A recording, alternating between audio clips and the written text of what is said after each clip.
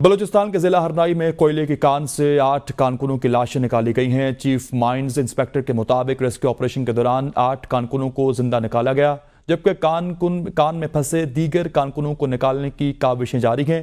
ہرنائی میں کوئلے کی کان میں گیس بھرنے سے دھماکے کے بعد 10 کارکن پھنس گئے تھے، جن کی مدد کے لیے جانے والے 8 مزید کارکن بھی پھنس گئے تھے۔ D G P D M A کے مطابق 1000 فٹ کی گہرائی میں پھنسے کارکنوں کو نکالنے کے لیے ریسکیو آپریشن جاری ہے، جبکہ 2 ٹیمیں ہرنائی کے ریسکیو آپریشن میں حصہ لے رہی ہیں۔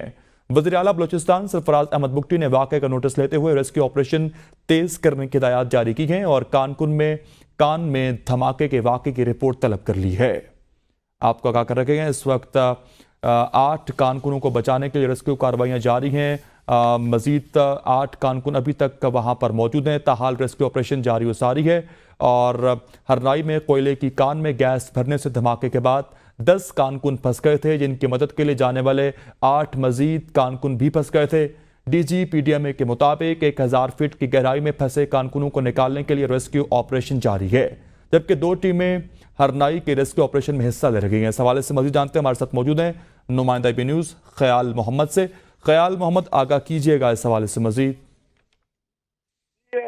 واقعہ ہرنائی کی تحصیل زردالو میں پیش ہے، جہاں پر کان اٹھے میں شامباگ ہونے والے 8 مزدوروں کی لاشیں نکال لی گئی ہے۔ اندر پھنسے ہوئے کارکنوں